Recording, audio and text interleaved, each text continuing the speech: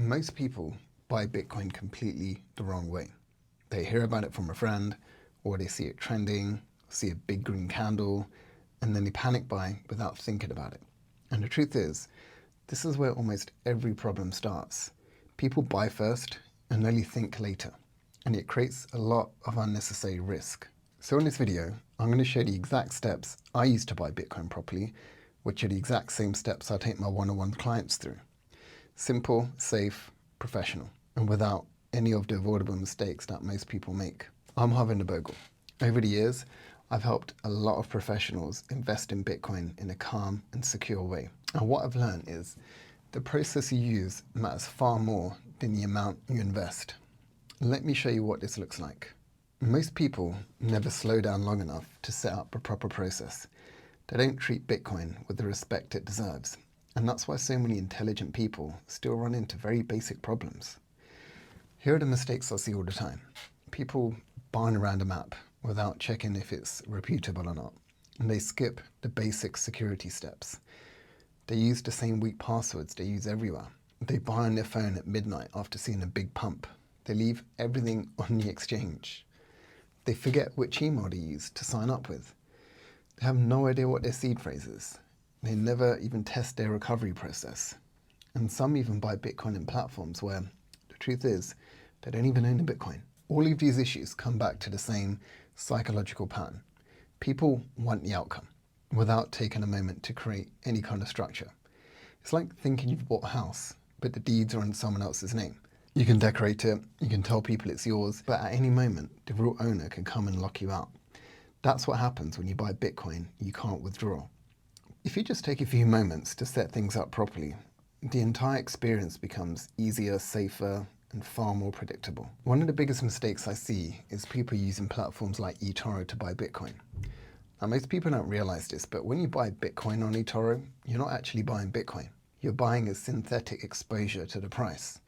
You can't withdraw it, you can't move it into your own hardware wallet, you can't self-custody it, meaning if eToro has an issue, or freezes withdrawals or goes down, your Bitcoin goes down with it. That isn't real Bitcoin ownership. That's just exposure. And this matters because ownership is the whole point. Bitcoin exists so you control the asset, not someone else, not a third-party company. So when a platform takes control away from you, you're no longer investing in Bitcoin. You're just speculating on a chart. It's kind of like giving me money to buy Bitcoin. I buy Bitcoin, it's under my name, but you've given me the money to buy it. So really, you're just funding me and I can just walk away whenever I want. And you can't do anything about it because if you look at the terms and conditions that these companies have, you probably haven't got a leg to stand on. Underneath all of this is a simple human pattern. People do stuff first and think later. There's no plan, no structure, no safety, just impulse. You open an app, you press buy, you feel like you've joined in. And because the app makes it look so simple, you assume everything else is simple too. But Bitcoin isn't like a stock. It isn't like a bank account. And it isn't something you want to treat casually. It's an asset that rewards patience, clarity, and care.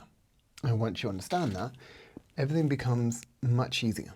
Let me walk you through the correct way to do this. A simple, repeatable, professional process that you can rely on. Step 1. Choose a reputable exchange account with full withdrawal rights, not synthetic exposure. A real Bitcoin exchange that allows you to buy and withdraw actual Bitcoin. Step 2. Create a clean, dedicated email address. Don't use your main personal one with thousands of logins attached to it. Create a new one. Clean email just for your Bitcoin account. This instantly reduces your chances of getting hacked. Set strong passwords in 2FA, a unique password stored securely. And use proper two-factor authentication, not SMS.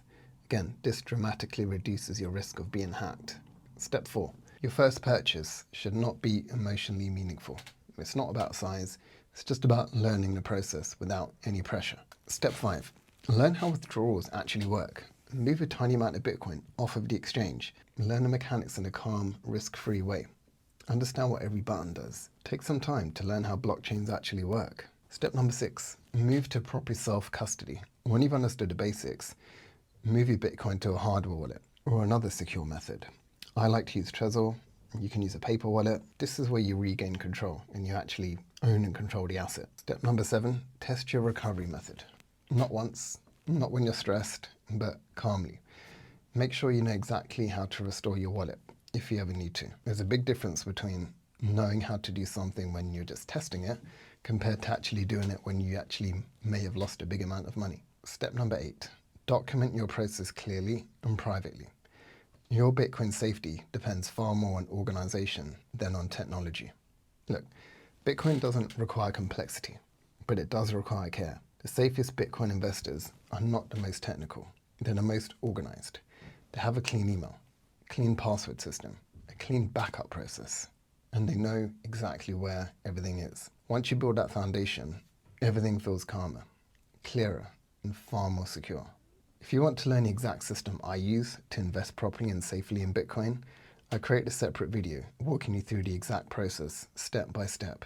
It's completely free and there's no opt-in. I go through all the companies I use, all the apps that I use. The link is in the description. If you found this video useful, feel free to subscribe, share, leave a comment. And if you do have any specific Bitcoin related topics that you'd like me to cover, just let me know. Drop a comment and I'll add it to my list. Thank you.